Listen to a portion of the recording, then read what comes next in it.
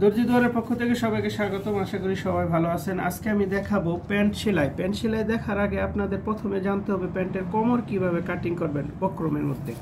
তো যদি বেল কাটা না জানেন তাহলে তো আর প্যান্ট সেলাই করতে পারবেন না। প্রথম জোগাড় জানতে হবে। এর জন্য আজকে আমরা দেখাবো সঠিক নিয়মে কিভাবে প্যান্টের কোমরের বক্রম কাটিং করবেন। এর জন্য আমি এখানে একটা বক্রম নিয়েছি। এটা হচ্ছে পেস্টিং বক্রম। এক পাশে ঘাম আছে আর এক পাশে ঘাম নাই। এইরকম পেস্টিং নেবেন। নেওয়ার পরে এটা চওড়া দিয়েছে হচ্ছে 1.5 ইঞ্চি। আপনারা 100টা কমও দিতে পারেন। তো এখানে 1.5 ইঞ্চি দেওয়া হয়েছে। আর এইটার কোমর হচ্ছে যেটা কাটবো যে প্যান্টটা, এর আগে আমি দেখিয়েছি প্যান্ট কাটিংটা। আপনারা চাইলে প্যান্ট কাটিং ভিডিওতে যে এই ভিডিওটা দেখে আসতে পারেন, তাহলে আপনারা প্যান্ট কাটা সম্বন্ধে কোনো দ্বিধা থাকবে না। আপনারা প্যান্ট কাটাটাও দেখতে পারবেন। এবং এখন আমি দেখাবো যেটা, সেটা হচ্ছে প্যান্টের কোমরের বেল্ট।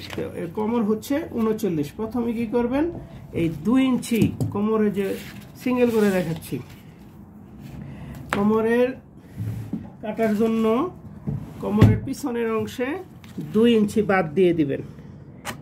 এই 2 ইঞ্চি হচ্ছে অ্যালাউন্স, বাড়তি রাখবেন, কারণ পরবর্তীতে যদি কোমর বাড়ানো লাগে তাহলে এখান থেকে বাড়াতে পারবেন। তারপরে হচ্ছে 39 কোমর 39 হলে 39-এর অর্ধেক হচ্ছে 19.5। এ হচ্ছে 19.5, এইখানে দাগ দিলাম 19.5-এর। তারপরে কোমরের যে প্রথম বেল্টের যে লুপটা হয়, সেই লুপটা এই কোমর থেকে 4 ইঞ্চি ভিতরে। এরপর এই 30-এর পর থেকে আপনারা কোমরের লুপ দিবেন হচ্ছে 7টা, 30 পর্যন্ত 5টা দিতে পারবেন। এরপরে 4 ইঞ্চি বাদ দেওয়ার পরে যেই বক্রমটা থাকবে, এটাকে আপনারা এবার 3 ভাগে ভাগ করবেন। এটা মাপামাপির দরকার নেই, ধরবেন এভাবে ধরে সুন্দর করে 3টা ভাঁজ করে ফেলবেন। ইঞ্চি টেপের কোনো দরকার পড়বে না, শুধু আমি যেভাবে দেখাচ্ছি এই যে দেখুন 3টা ভাঁজ হয়ে গেছে। এখন এই ভাঁজ দিয়ে দিলেন, এই এক লুপ আর এই এক লুপ। তার লুপ কটা হলো 1 2 3 3 3 6, আর কোমরের মাঝখানে একটা হবে, তাহলে হলো 7। টোটাল 34 ইঞ্চি কোমরে 7টা লুপ দিবেন। তারপরে আমাদের এই যে প্যান্টের ভিতরে লং বেলটা থাকে, এই লং বেলটা দিবেন হচ্ছে 2.5 ইঞ্চি। কোমর থেকে কিন্তু 2.5 ইঞ্চি বাড়তি থাকে একটা লং বেল, যেখানে 2টা হুক লাগে। এটা দিবেন হচ্ছে 2.5 ইঞ্চি। আর এই জিনিসটা লং বেলে 2.5-এর পরে দিবেন হচ্ছে আবার 4 ইঞ্চি।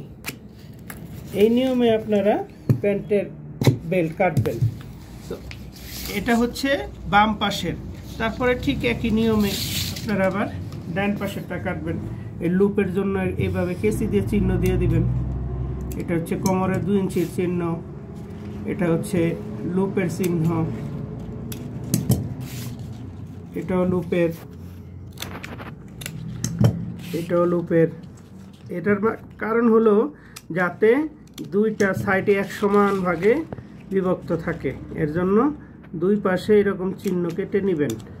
আপনারা কলম দিয়ে দাগ দিয়েও নিতে পারেন, অথবা আমার মতো এরকম কেচি দিয়ে কাটতে পারেন।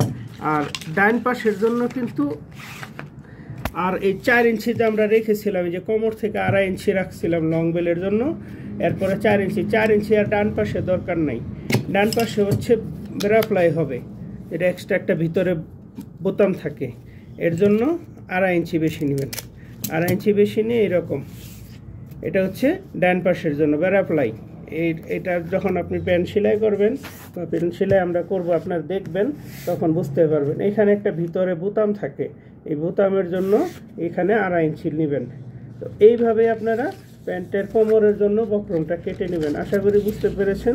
এরপরও যদি বুঝতে কোথাও সমস্যা হয় তাহলে আমাদের কমেন্ট করবেন, আমরা প্রত্যেকটা কমেন্টে রিপ্লাই দেওয়ার চেষ্টা করি। ভালো থাকবেন, আবারও কথা হবে নতুন কোনো ভিডিওতে।